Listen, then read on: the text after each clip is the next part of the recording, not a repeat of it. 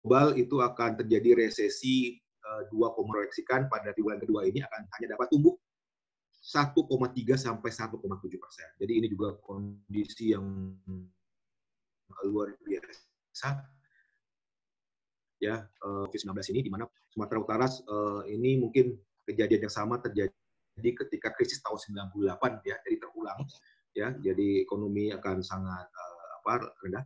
Namun tentunya kita lihat bahwa ini ada perbedaan yang terjadi antara kondisi 98 dengan 2020 ini, karena tahun 98 itu kita mengalami krisis di fondasi dan tentunya pertumbuhan ekonomi berjalan sangat lambat pada waktu itu.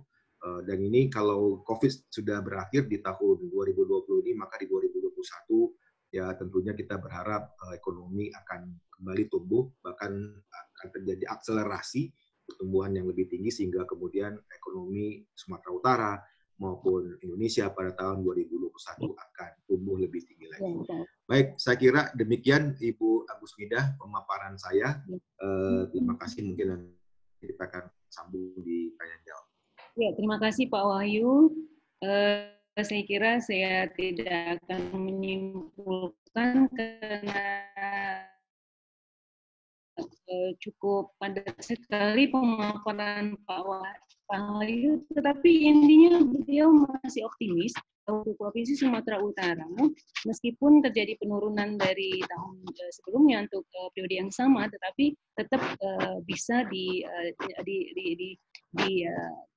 bisa dilihat bahwa masih ada kemungkinan untuk terus bertahan, karena Sumatera Utara itu ditopang oleh sektor pertanian, sektor perdagangan, tidak hanya pariwisata. Baik, untuk yang berikutnya, kita akan mendengarkan pemaparan dari Ibu Adriani SEMA. Beliau adalah Sekretaris Dirjen PHI dan Jamsos di Kementerian Republik Indonesia, Kementerian Ketenagakerjaan Republik Indonesia.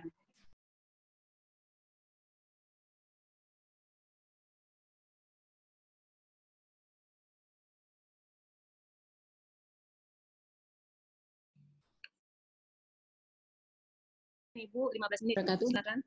Selamat sore, salam sejahtera buat kita semua. Pertama-tama kami ucapkan terima kasih kepada Fakultas Hukum USU. Tentunya ini webinar ini nih sangat penting bagi kami karena sekali lagi dengan forum-forum seperti ini ada dialog, ada diskusi dan lain-lain. Tentunya ini akan menyatukan pemahaman kita dan meningkatkan kepedulian kita mengenai dampak dari pandemi ini. Nah, tentunya kami dari Kementerian Ketenagakerjaan ini sangat menyambut baik karena dengan melalui forum seperti ini kita bisa mendapatkan berbagai masukan dari berbagai pihak tentunya. Nah, bagi kami di Kementerian Ketenagakerjaan ini akan menjadi bahan buat kami untuk menyiapkan atau melanjutkan berbagai kebijakan dan regulasi yang sudah kita siapkan untuk mengantisipasi atau mempersiapkan bagaimana supaya kondisi sekarang dan ke depan itu lebih baik lagi, terutama dengan adanya pandemi COVID-19.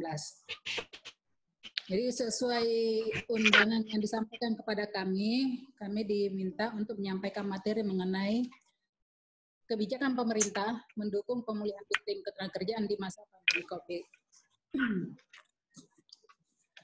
Sebelum kami masuk mengenai apa saja upaya-upaya yang telah dilakukan oleh pemerintah atau kebijakannya, kami tadi sudah ada yang menyampaikan juga dari narasumber mengenai kondisi ketenagakerjaan secara umum, tapi kami pun ingin tetap menyampaikan juga mengenai kondisi ketenagakerjaan ini. Lanjut deh, sana. Jadi tadi sudah disampaikan oleh narasumber sebelumnya bagaimana kondisi ketenagakerjaan terutama di Sumatera Utara. Nah, secara nasional ini potret kondisi ketenagakerjaan sesuai hasil Sakernas Februari 2020. Yang ingin kami sampaikan di sini, yang di sebelah kanan itu yaitu tantangan.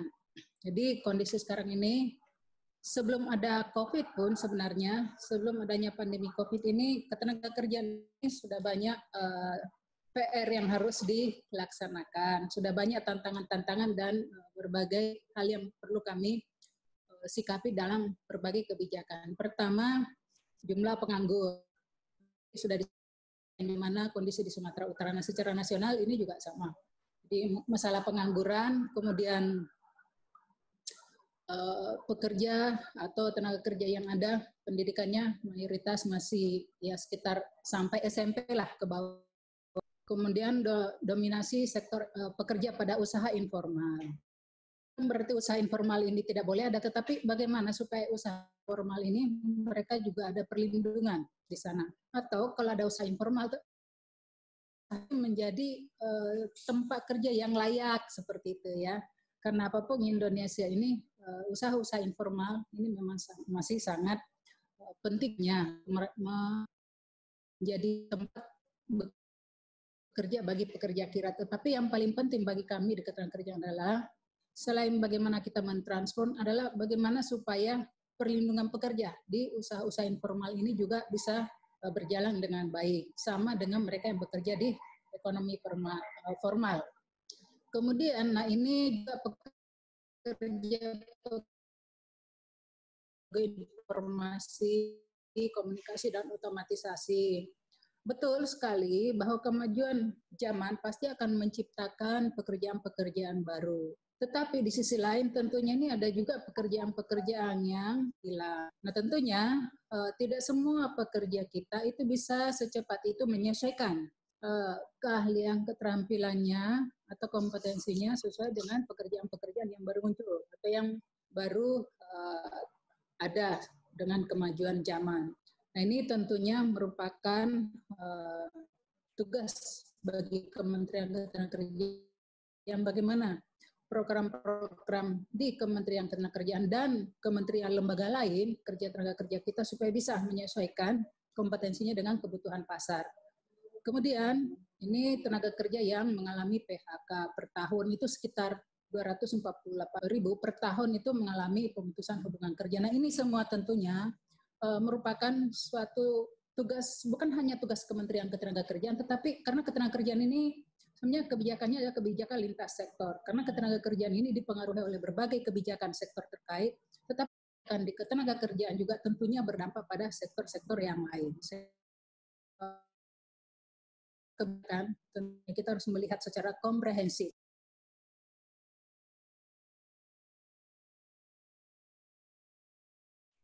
Kemudian Bapak Ibu, sebelum bidang ketenagakerjaan ini sudah banyak yang menjadi perhatian kami untuk disikapi. Nah, ini adalah data dari hasil kajian kerjasama Kementerian Perekonomian dan Bank Dunia. Ini sudah banyak pekerjaan-pekerjaan kritis di Indonesia. Pekerjaan kritis maksudnya di sini adalah bahwa banyak pekerjaan di lapangan, ada tenaga kerja, tetapi permintaan tenaga kerja ini belum bisa dipenuhi dengan ketersediaan tenaga kerja yang sesuai dengan kebutuhan pekerjaan-pekerjaan yang ada. Ini ada 35 daftar pekerjaan di lapangan yang lapangan kerjanya ada, pekerjaannya ada, tetapi tenaga kerja yang memenuhi kualifikasi yang dibutuhkan di pekerjaan-pekerjaan tersebut itu belum sepenuhnya sesuai yang dibutuhkan oleh pekerjaan. Nah ini hasil kajian dari Bank Dunia dan Menko Perekonomian November, ini baru saja datanya. Jadi ini kami lihat di publikasinya itu November 2019. Jadi datanya baru saja. Nah ini Bapak Ibu tentunya kita belum lagi bicara COVID, sebelum COVID pun ini sudah banyak hal-hal yang harus menjadi perhatian kita di bidang ketenagakerjaan. Nah, dengan adanya pandemi COVID ini tentunya menambah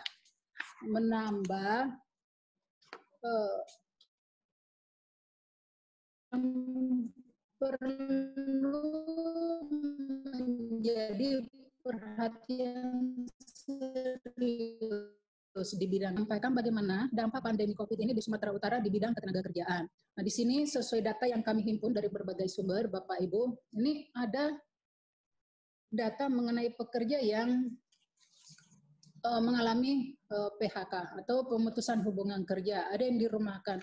Nah, pekerjaan dirumahkan saja ini sekitar 1 juta lebih. Kemudian yang ter-PHK 380.000 lebih. Kemudian pekerja di usaha ekonomi informal, ini juga usaha ekonomi informal, usaha kecil mikro, dan lain-lain, ini ada 300.000 lebih. Nah, total-totalnya itu sekitar 1.700.000-an. Nah, ini tentunya Bapak Ibu harus menjadi prioritas utama kami, atau kita di dalam melakukan berbagai kebijakan atau melaksanakan berbagai strategi dan program. Nah, ditambah lagi yang di data berikutnya itu masih ada lagi ini calon pekerja migran. Nah, tadi Pak Kades juga sudah menyampaikan ada PM yang sekian banyak, sekitar 7.000 tadi ya kalau tidak salah, kembali ke Sumatera Utara. Nah, ini tentunya menambah pencari kerja yang ada di Sumatera Utara yang 7.000 itu. Atau kita kategorikanlah yang menjadi pengangguran karena dia kehilangan pekerjaannya di luar negeri. Nah, ini Bapak Ibu tentunya menjadi perhatian kita di dalam membuat atau regulasi atau kebijakan nantinya. Kemudian kalau kita lihat potret antara laki-laki dan perempuan yang memang mayoritas laki-laki, tetapi ya perempuan juga tidak kalah banyaknya seperti itu ya. Jadi baik laki maupun perempuan itu mempunyai dampak dari pandemi COVID ini dalam aspek ketenaga kerjaan. Jadi data yang 1.700.000 itu ini sudah kita cleansing berdasarkan nama dan nomor KTP-nya. Jadi tidak tumpang tindih. Ada data juga yang di bawah itu masih proses, masih dalam proses yang nomor 7 karena datanya belum lengkap. Jadi ini masih belum bisa kita sebenarnya jumlahkan seperti itu, tetapi ya paling tidak untuk sementara kita jumlahkan ya sekitar 3 jutaan. Tapi yang nomor 7 itu masih kami sedang minta klarifikasi lagi data-datanya. Tetapi yang 1.700.000 itu tuh sudah kami cleansing bersama BPJS Ketenagakerjaan. Jadi ini sumbernya kami dari Naker dan dari BPJS Ketenagakerjaan. Sudah di cleansing by name maupun by address dan by KTP-nya gitu ya, ID-nya. NIK, nomor induk kependudukan. Lanjut deh.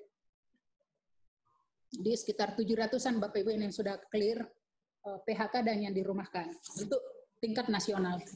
Lanjut deh. Nah, Bapak Ibu, kalau ditanyakan bagaimana kebijakan di bidang ketenagakerjaan ini, sekali lagi ketenagakerjaan tidak berdiri sendiri. Tentunya kebijakan masalah ketenagakerjaan harus ditangani dengan berbagai kebijakan lainnya. Nah, ini tentunya pemerintah sudah mengeluarkan berbagai kebijakan, baik kebijakan fiskal maupun kebijakan moneter dan keuangan. Teknisnya ada tentunya di masing-masing instansi atau lembaga yang menangani program-program ini. Tetapi apapun kebijakan ini, baik fiskal maupun moneter dan keuangan tentunya, ini kita harapkan berjalan dengan baik. Kenapa? Karena dengan berjalan baiknya apa yang sudah dibuat dalam kebijakan ini, kita harapkan ini bisa mendukung dunia usaha untuk bisa bangkit lagi dan bisa berkembang dan bisa bersaing. Dengan dunia usaha yang bisa bangkit kembali, bisa berusaha dan bisa bersaing maupun di dalam dan luar negeri, tentunya kita harapkan ya otomatis kalau usahanya bisa berjalan dengan baik, kita tentunya ya penyerapan tenaga kerjanya tentunya akan berjalan dengan baik lagi. Ini kita harapkan supaya tadi pekerja-pekerja mengalami PHK, dirumahkan dan lain-lain, kita harapkan bisa mendapatkan lagi pekerjaan dengan adanya pemulihan di dunia usaha atau bergeraknya kembali perusahaan-perusahaan karena adanya dukungan dari berbagai kebijakan, baik kebijakan fiskal maupun kebijakan moneter dan keuangan. Jadi ini saya sampaikan bahwa kebijakan untuk ketenagakerjaan tidak hanya melalui kebijakan ketenagakerjaan, tetapi kebijakan berbagai sektor juga tentunya sangat berdampak. Lanjut deh. Nah, ini tentunya langkah-langkah mitigasi COVID di sektor ketenagakerjaan. Nah, ini sesuai dengan arahan Bapak Presiden. Ada 6 yang kami tampilkan di sini. Nah, ini tentunya kita harapkan langkah-langkah ini apabila bisa kita laksanakan dengan baik, kita harapkan pekerja yang masih di tempat kerja sekarang ini, apakah itu sudah berada di tempat kerja atau masih dirumahkan, kita harapkan bisa tetap bekerja, dan mereka yang mengalami PHK kita harapkan juga bisa segera mendapatkan pekerjaan. Dan kalau masih di rumah atau belum mendapatkan pekerjaan, kita harapkan bisa mendapatkan program-program dari berbagai kementerian lembaga untuk membantu ekonomi mereka. Misalnya program-program bantuan sosial dan lain-lain. Kemudian program kartu prakerja. Nah ini semua kita harapkan supaya pekerja yang di tempat kerja kita harapkan bisa tetap bekerja, dan yang kehilangan pekerjaan bisa mendapatkan pekerjaannya kembali. Dan kalau belum mendapatkan pekerjaan, paling tidak selama belum mendapat pekerjaan ada bantuan-bantuan dari pemerintah baik di pusat maupun di daerah untuk membantu kelangsungan hidup mereka, atau ada bantuan dalam aspek ekonomi dan perlindungan sosialnya. Lanjut deh. Nah ini Bapak Ibu dari program Kementerian Ketenagakerjaan terkait dengan pandemi COVID ini. Jadi ada beberapa program-program prioritas, antara lain kalau kartu prakerja ini motornya ada di Menko Perekonomian, tetapi Kementerian Ketenagakerjaan merupakan salah satu kementerian lembaga yang ikut dalam program tersebut untuk mendukung terlaksananya program-program di Menko Perekonomian dan yang dilaksanakan bersama kementerian lembaga lain. Kemudian tentunya karena kami di Kementerian Ketenagakerjaan ini tugasnya adalah bagaimana melakukan program-program bagi mereka yang belum bekerja dan mereka yang sedang bekerja dan mereka yang pasca bekerja. Nah ini tentunya semua itu tidak terlepas dari program pelatihan. Yang belum bekerja, belum mendapatkan pekerjaan tentunya membutuhkan pelatihan-pelatihan supaya nantinya bisa memenuhi permintaan di pasar kerja. Nah, ini ada beberapa program-program yang menjadi prioritas yang basisnya adalah pelatihan. Ya, kemudian ada juga program-program perluasan kesempatan kerja yang dilaksanakan langsung melalui program-program Kementerian Ketenagakerjaan. Sebagian dilaksanakan juga bersama pemerintah daerah di provinsi maupun kabupaten kota. Misalnya program padat karya infrastruktur, padat karya produktif, dan program-program tenaga kerja sukarela dan lain-lain. Nah, program-program ini tentunya ini kita harapkan bisa, meskipun penciptaan lapangan kerja itu tidak bisa sepenuhnya dilaksanakan oleh Kementerian Ketenagakerjaan, karena yang menciptakan lapangan kerja sebenarnya adalah dunia usaha atau perusahaan yang membuka lapangan kerja. Tetapi dengan program-program seperti ini kita harapkan juga bisa menciptakan lapangan kerja bagi pekerja yang ada di daerah tentunya Bapak Ibu ya. Ini salah satu program-program perluasan lapangan kerja.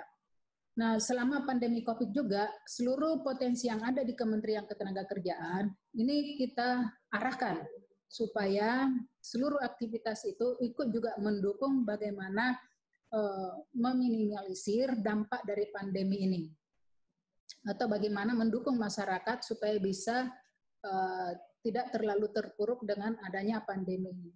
Jadi seluruh aktivitas di program-program Kementerian Ketenagakerjaan ini kita sesuaikan, misalnya di balai-balai latihan kerja.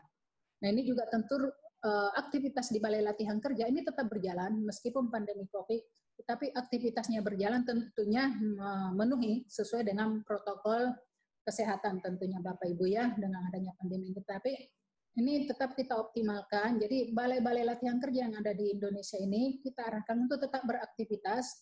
Jadi anak-anak yang sedang mengikuti pelatihan itu tetap mendapatkan peningkatan keahlian keterampilan, tetapi pelatihan ini juga bisa berdampak kepada masyarakat, karena di balai-balai latihan ini kita arahkan untuk mendukung masyarakat yang membutuhkan bantuan. Misalnya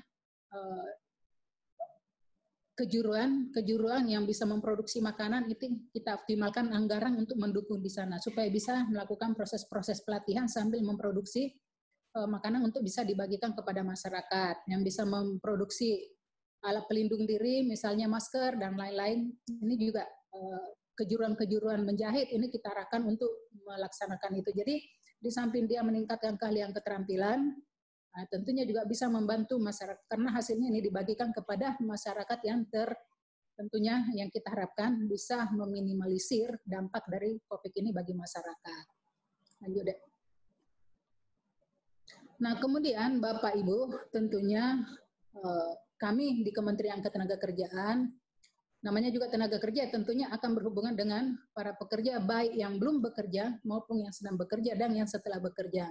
Nah, bagi mereka yang di tempat kerja ini, Kementerian Ketenagakerjaan itu mengeluarkan berbagai kebijakan, dan tentunya ada juga berupa regulasi, ada berupa surat-surat edaran. Ini semua bertujuan bagaimana supaya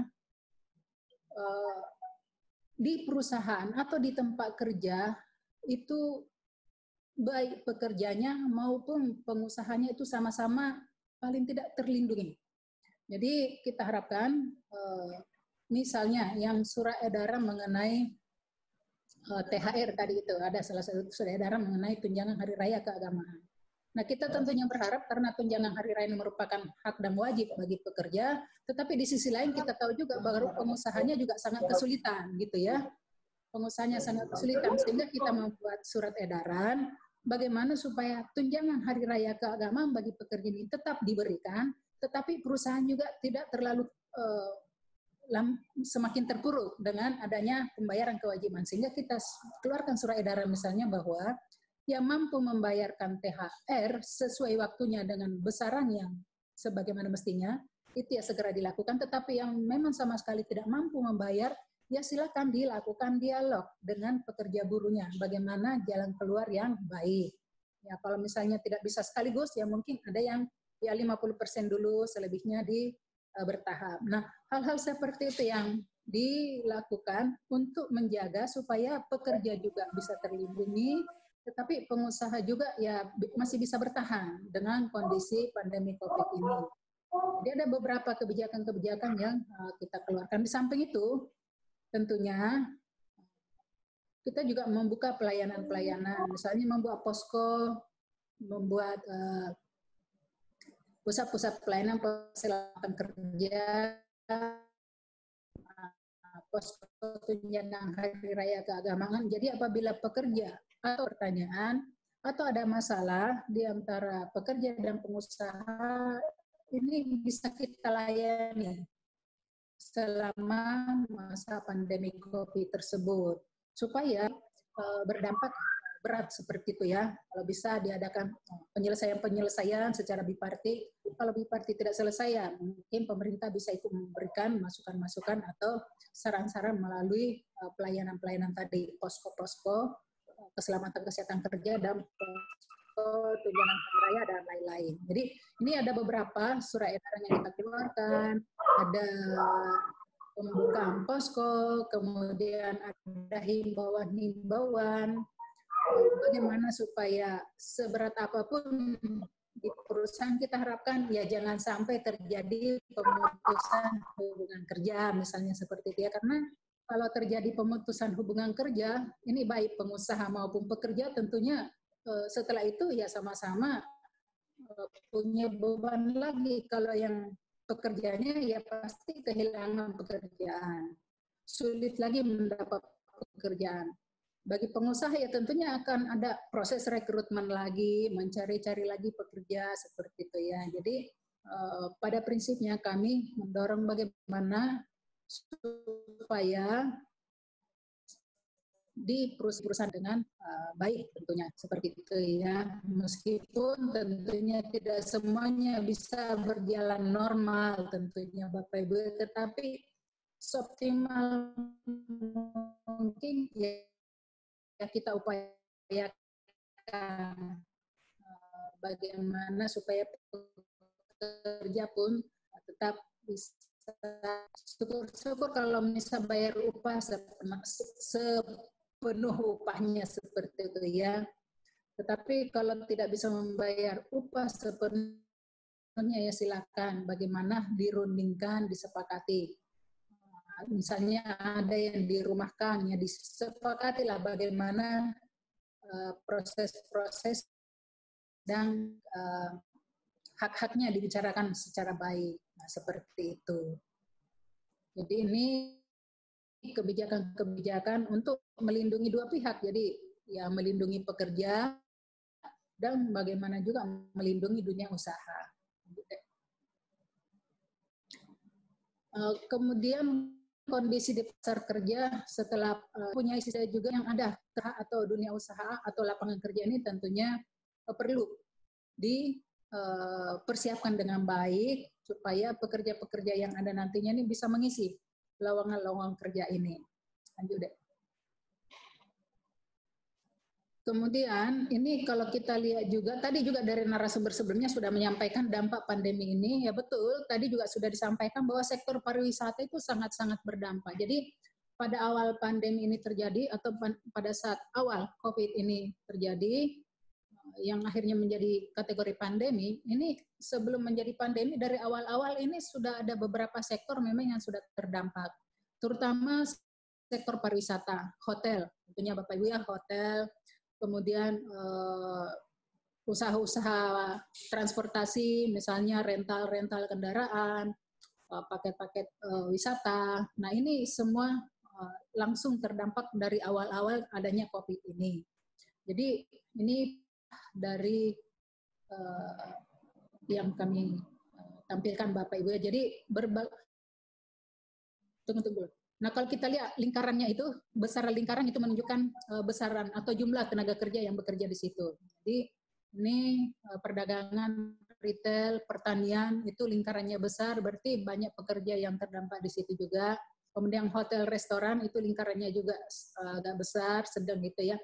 Ini artinya ya, jumlah tenaga kerja juga relatif banyak di situ. Jadi ada beberapa sektor memang yang tapi kalau jasa kesehatan saya yakin semua juga tahu kalau jasa kesehatan ini permintaannya relatif lebih bagus karena si perusahaan-perusahaan yang memproduksi saja jasa kesehatan ini masih atau usaha-usaha yang memproduksi alat-alat kesehatan, jasa kesehatan ini relatif permintaannya tinggi seperti itu ya. Memang kalau kita lihat penyerapan tenaga kerjanya dibanding yang sektor-sektor yang lain ini lingkarannya lebih kecil, gitu ya. Lanjut deh. Nah, Bapak Ibu tentunya dengan adanya pandemi COVID ini dan apa yang saya sampaikan tadi di awal paparan bahwa sebelum COVID pun ketenaga kerjaan ini sudah banyak hal-hal yang harus dilakukan, banyak tantangan-tantangan dan banyak permasalahan-permasalahan di lapangan yang harus disikapi. Nah, tentunya dengan terjadinya COVID setelah pandemi COVID ini ya kita harus bagaimana supaya semua menjadi lebih baik lagi, semakin baik dan bisa lebih baik lagi. Nah ini pastinya kita harus mengupayakan bagaimana bisa dengan new normal ini aktivitas dunia usaha kita harapkan bisa berjalan kembali. Jadi dengan new normal ada juga dampak positifnya bahwa kita kepada budaya yang lebih bagus gitu ya dalam artian kesehatan, budaya rajin cuci tangan, budaya. Nah ini tentunya harus menjadi budaya supaya aktivitas di tempat kerja tetap beroperasi, tetap membuka lagi aktivitasnya dengan tetap, nah ini tentunya ya perlu disadari oleh semua pihak, baik pekerjanya, pengusahanya maupun para pembina. Bagaimana ke depan kita bisa melakukan pembinaan-pembinaan supaya seluruh aktivitas berjalan dan fasilitas-fasilitas seperti itu yang dibutuhkan dalam new normal ini bisa tersedia seperti itu ya. Termasuk tentunya program-program kebijakan pemerintah baik itu stimulus, insentif, tentunya harus memperhatikan dalam aspek apa yang perlu mendapat stimulus dan insentif supaya tepat sasaran dan tepat waktu dan tepat tempat tentunya. Kemudian Bapak Ibu yang tidak kalah penting lagi, tadi saya sudah sampaikan lagi kembali, profil ketenaga kerjaan sebelum COVID pun itu sudah seperti itu. Sehingga kami di Kementerian Ketenagakerjaan ini betul-betul akan fokus untuk mendorong bagaimana menyiapkan tenaga kerja supaya tadi lowongan kerja yang ada itu bisa. Jadi pekerjaan-pekerjaan kritis, sekian banyak lowongan kerjanya, tetapi tidak bisa diisi karena tidak tersedianya tenaga kerja yang kompetensinya dibutuhkan pada pekerjaan tersebut. Nah, sehingga tentunya program-program ke depan, pelatihan-pelatihan ini harus disesuaikan dengan kebutuhan dunia usaha, terutama dengan masuknya industri 4.0, tentunya Bapak Ibu ya, kemajuan teknologi informasi. Sekarang ini banyak kegiatan-kegiatan ya tidak lagi manual tetapi sudah menggunakan teknologi informasi, komunikasi dan lain-lain, otomatisasi. Nah ini tentunya akan menjadi dasar di dalam melaksanakan program-program peningkatan ketenagakerjaan di Kementerian Ketenagakerjaan. Nah, sekali lagi tentunya tetap mengikuti protap-protap new normal terkait dengan adanya COVID ini. Lanjut. Kemudian Bapak Ibu, ini strategi pemulihan sektor kerjaan. Di sini tentunya Bapak Ibu belajar dari buat kita. Sebelum COVID, ini berbagai kementerian lembaga melakukan simulasi, bahkan di Bappenas sendiri sudah melakukan uji coba bagaimana orang bisa bekerja di rumah. Tiba-tiba datang COVID. Nah, akhirnya semua bekerja di rumah. Ternyata bekerja di rumah juga, ternyata ya, di semua sektor itu bisa ada yang dikerjakan di rumah. Nah, sehingga ini nanti di pelatihan-pelatihan kita pun kita lakukan nanti blended training. Jadi pelatihan-pelatihan itu bisa dilaksanakan secara online dan bisa dilaksanakan di lembaga-lembaga pelatihan. Nah, tentunya kita akan lihat nanti mana pelatihan-pelatihan yang bisa dilaksanakan secara online. Jadi pekerja atau calon pekerja yang susah akses ke lokasi balai latihan kerja, nah ini bagaimana kita bisa fasilitasi dengan sistem informasi yang mereka bisa akses supaya bisa mengikuti pelatihan, tidak harus datang dari lokasi yang jauh ke lokasi-lokasi BLK, karena sekali lagi Bapak Ibu, lokasi balai latihan kerja semua ada di kabupaten kota. Hanya kabupaten kota tertentu yang ada BLK besarnya, sehingga pekerja buruh atau calon pekerja buruh pencari kerja ini harus mendapat juga fasilitas untuk bisa mengakses. Sehingga pelatihannya kita kembangkan menjadi blended training. Ada yang online maupun ada yang di balai-balai latihan kerja.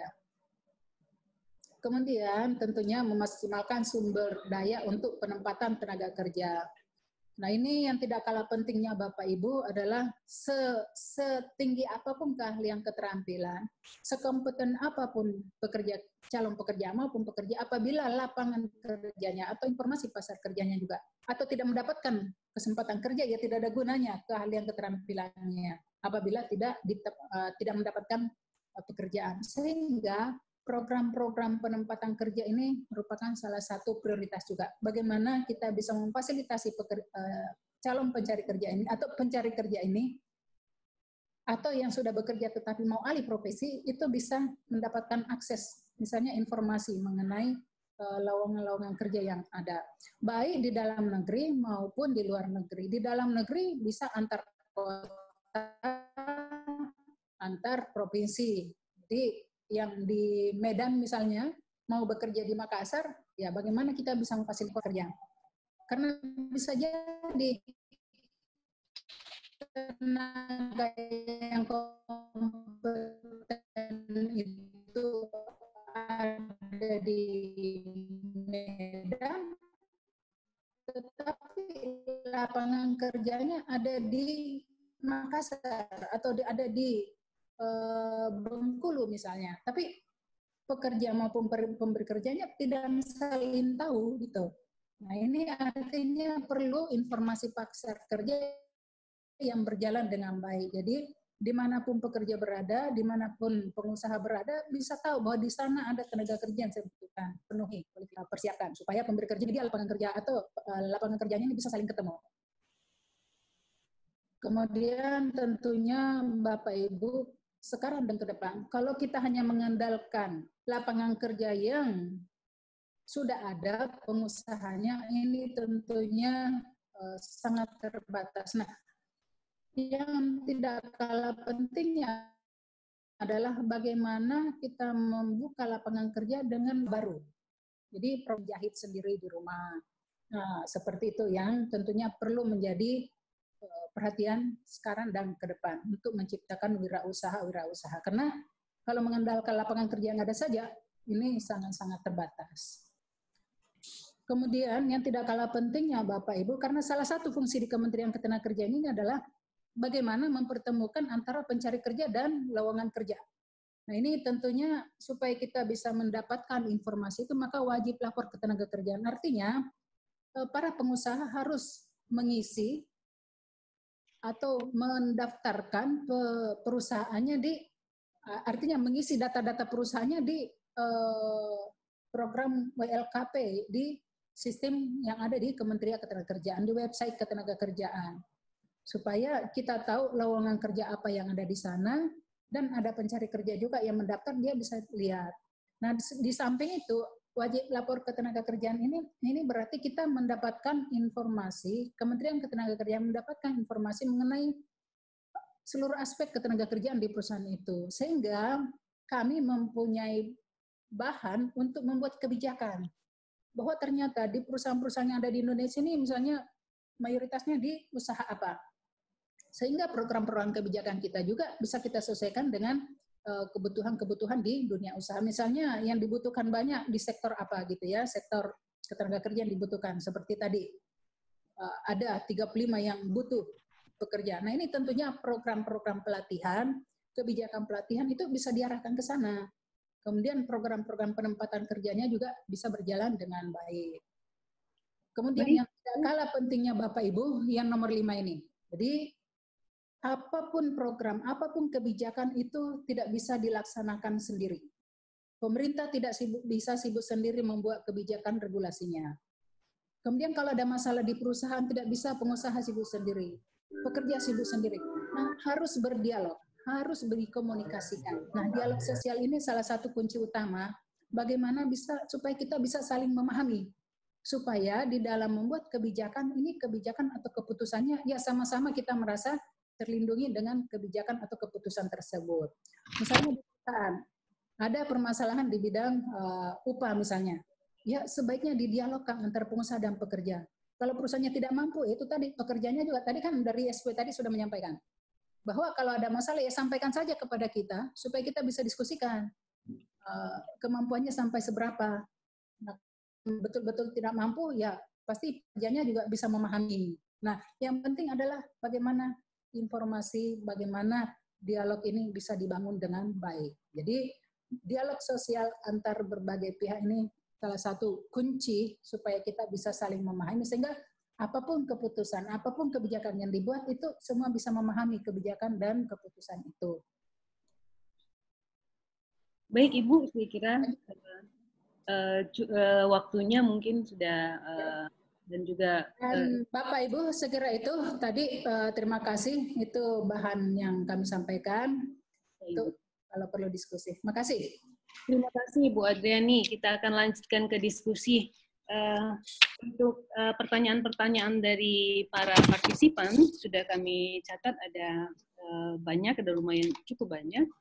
Terima kasih kepada para penanya, ada Pak Asad, Johan Immanuel, Pasman Lubis, Rati Deviana, Mas Wan Tambak, Denis Tirtonga, Poltak Sirait, Agus Hendardi, Pak Sugeng juga.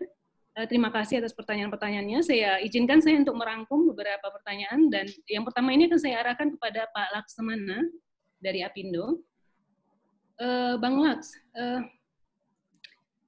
pengusaha, kalangan pengusaha, strateginya apa kira-kira untuk melakukan dan untuk mencegah terjadinya PHK, dan juga untuk memperbaiki kelangsungan usaha yang di Provinsi Sumatera Utara terutama. Itu yang pertama. Dan yang kedua, Bang Laks, apakah new normal ini nantinya akan berpotensi menjadi fakta hukum yang dapat dikandaskan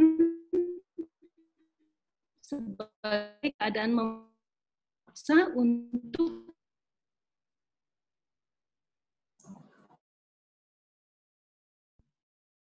Terima kasih. Saya kira pengusaha itu tetap harus bisa berinovasi dan berkreasi ya dalam kondisi apapun. Seperti dari awal tadi saya katakan, ini